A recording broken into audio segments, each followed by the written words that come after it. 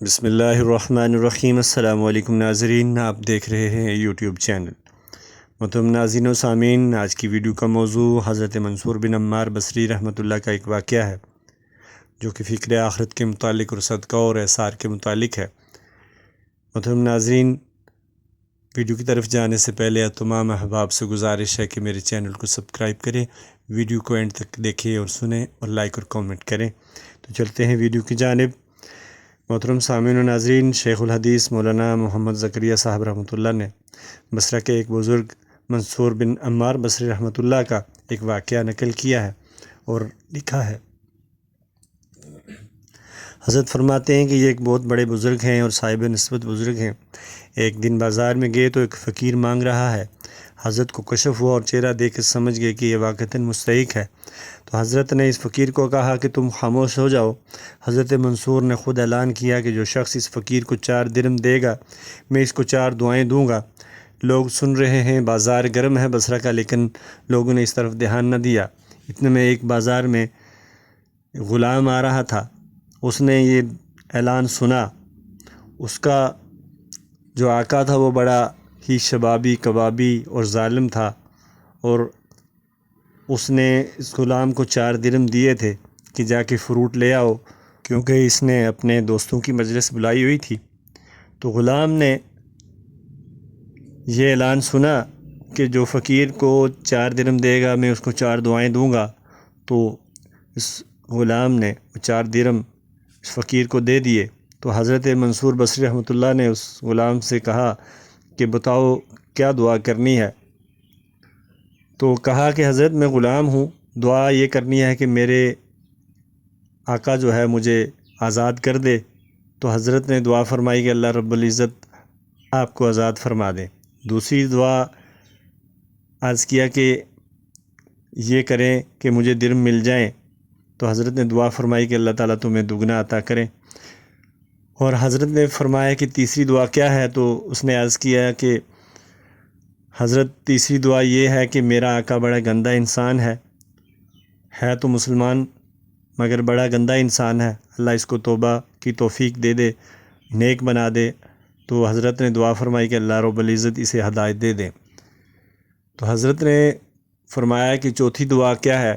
تو اس نے عرض کیا کہ حضرت چوتھی دعا یہ ہے کہ اس کی غلط مجلس میں اس کے کئی ساتھی ہیں، ان سب کی مغفرت کی دعا بھی فرما دیں۔ تو حضرت نے فرمایا کہ اللہ رب العزت ان سب کی مغفرت فرمائے۔ وہ غلام واپس آ گیا۔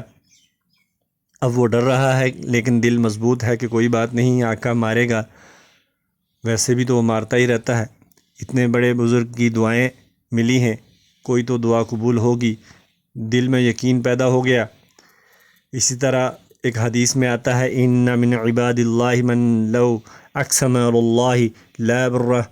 حضور اکرم صلی اللہ علیہ وسلم کا فرمان ہے کہ اللہ رب العزت فرماتے ہیں کہ میرا نیک بندہ، میرا محبوب جب میرے بارے میں کوئی گمان جیسا رکھتا ہے تو میں ویسا ہی پورا کر دیا کرتا ہوں۔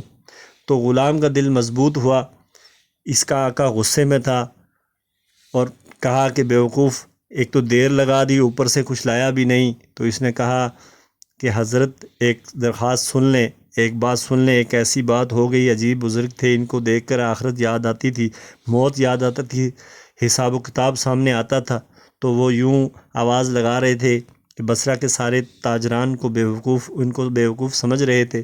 میرے دل پر اللہ رب العزت نے ایسی چوٹ لگائی تو میں 4 درم دے آیا۔ آقا نے کہا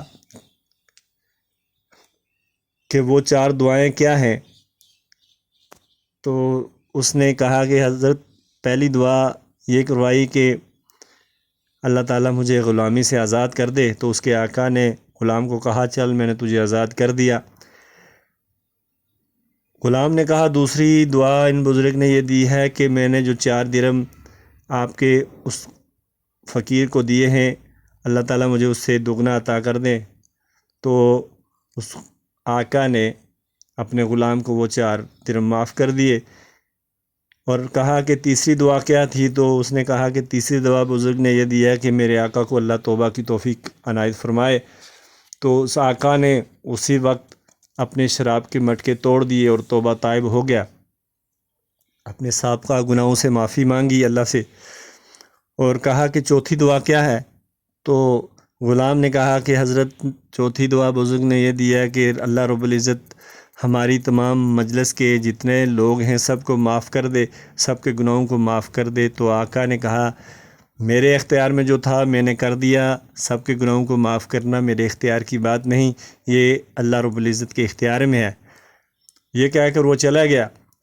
تو رات کو جب اس غلام کا آقا سویا تو اس کے خواب میں آیا کہ تیرے اختیار میں 3 چیزیں تھیں، تم نے کر دیں، چوتھی ہمارے اختیار میں ہے کہ تمام لوگوں کے گناہوں کو معاف کر دیں، تو ہم نے تم سب کی مغفرت اور بخشش کر دی ہے۔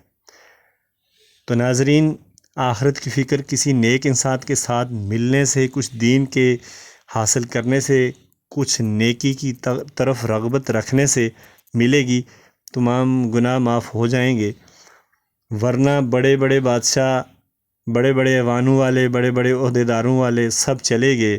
ہم نے دیکھے ہیں ایسے ہزاروں کہ جن کا معطر بدن تھا، مشین چلن تھا۔ ہم نے دیکھے ہزاروں جن کی کرسیاں بڑی مضبوط ہوا کرتی تھیں، جو بڑے بادشاہ اور بادشاہت کے ایوانوں میں اپنی تقریر سنایا کرتے تھے، وہ سب کے سب چلے گئے، منو مٹی تلے دفن ہو گئے۔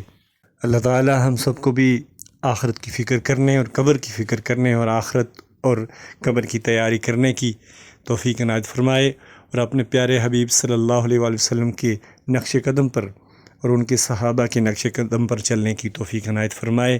اللہ تعالی ہم سب کا حامی و ناصر ہو۔ اگلی ویڈیو تک کے لیے اجازت دیجیے۔ اللہ نگہبان۔